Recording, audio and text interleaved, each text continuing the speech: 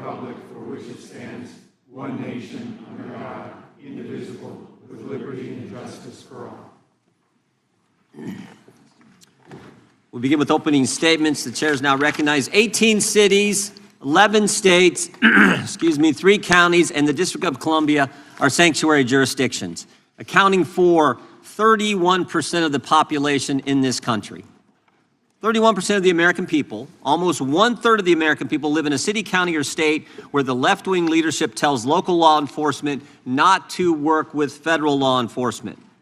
Now, what does that mean in practice? Let's look at Abraham Gonzalez, who on September 20th, 2023, was arrested by Border Patrol for illegally entering the United States.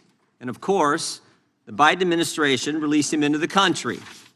5 months later, February 26, 2024, Mr. Gonzalez is charged with assault. 2 weeks later, March 11, 2024, he's charged with felony motor vehicle theft, stole a car. And on March 20th, 2024, 9 days later, he's arrested by the Denver police and placed in the Denver Justice Center. 6 days later, March 22nd, 2024, ICE sends a detainer notice to the Denver Justice Center saying this: if you're going to release Mr. Gonzalez, can you give us a heads up? Can you let us know maybe 48 hours before you're going to release this guy so we can come apprehend him there at the jail?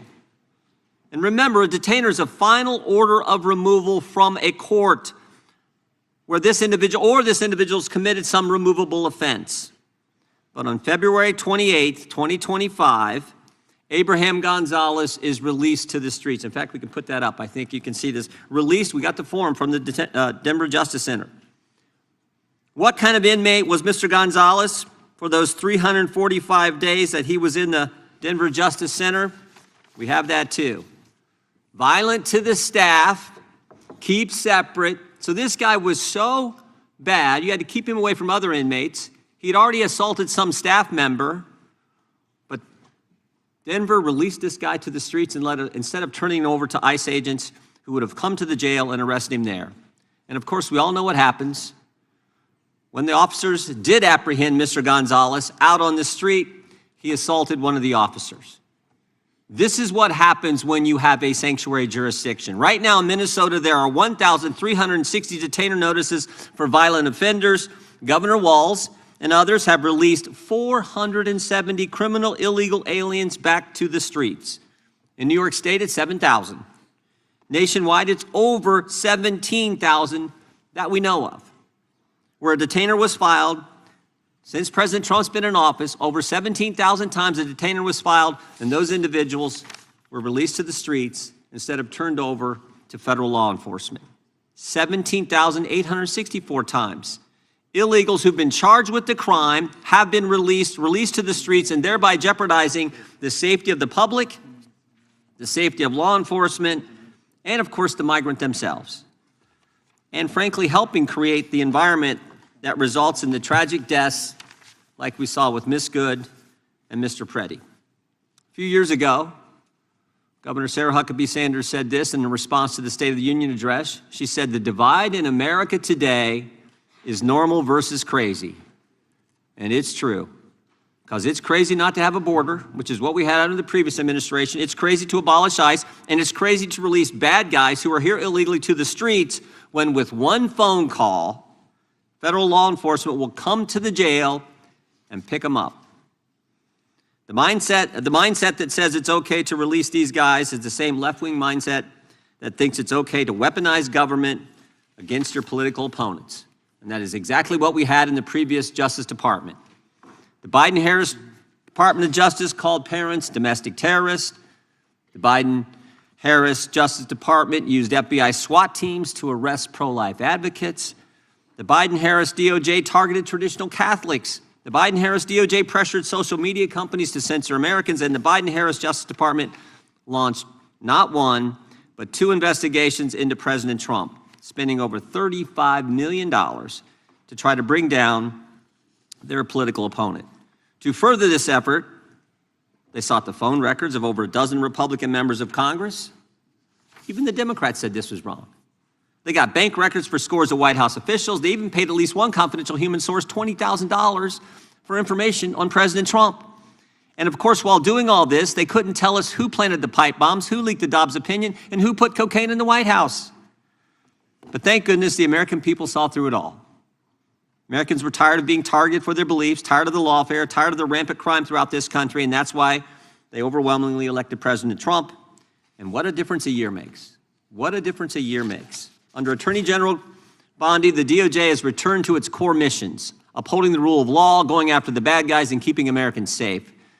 The Trump Justice Department has restored the rule of law. Murders are down nationwide by 20%. In D.C., violent crime is down by 28%. The federal surge in D.C. resulted in 8,000 arrests, the seizure of 800 illegal guns, and the recovery of 16 missing kids.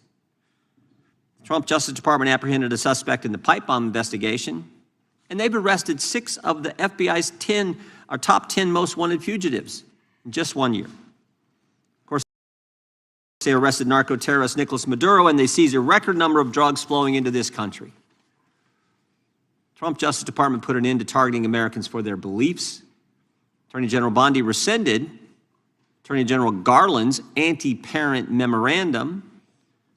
Department of Justice ended the practices of using the FACE Act to target pro-life Americans. They've refused to tolerate attacks on places of worship and investigations of traditional Catholics that we saw in the previous administration. On her first day, Attorney General Bondi disbanded the Foreign Influence Task Force that was pressuring social media companies to censor Americans. And the Trump Justice Department has ended lawfare. Under Attorney General Bondi, along with Director Patel, they've worked to expose the political nature of Arctic Frost and the Jack Smith investigations. They've turned over hundreds of pages of documents to Congress, and that's why we know, for example, that Mr. Smith paid at least $20,000 to some confidential human source. That's why we know that Jack Smith knew it was unconstitutional to seek to toll records from members. But since the litigation risk was low, and because members would never find out about the subpoena until years later, they charged ahead and violated the Constitution. The Trump Justice Department has changed DOJ policy to require prosecutors to tell judges if NDOs relate to members of the separate and equal branch of government, the Congress. And to top it all off, the Trump Justice Department opened an investigation into the conspiracy behind the Russia collusion hoax. The Justice Department has put common sense ahead of politics. They sued to keep boys out of girls' sports. They secured deals with universities to stop race-based admissions and anti-Semitic practices. And after discovering rampant fraud in Minnesota, the Justice Department, under the leadership of Attorney General Bondi, has established a new National Fraud Division. In fact, I met with Colin McDonald, who will head that division, last week. I think he's going to do a great job. There's a lot of work to be done in that area, but I want to thank the Attorney General for her great work in the first year on the job, and I want to thank you for being here. With that, I would yield to the ranking member for an opening statement. Thank you kindly, Mr. Chairman, and welcome Attorney General Bondi. You've got the best lawyer's job in America because your mission is justice and your clients are the American people. But to promote justice for the people, you've got to listen to the victims, like the women seated behind you today. Those are just some of the hundreds of survivors of Jeffrey Epstein's global sex trafficking ring who are demanding that the truth be told and are demanding accountability for the abusers who trafficked and raped them. You still haven't met with these survivors. So with their permission, let me introduce to you the survivors and late survivors' family members who are present today. There's Teresa Helm, there's Jess Michaels, Laura Bloom McGee, Danny Bensky, Liz Stein, Marina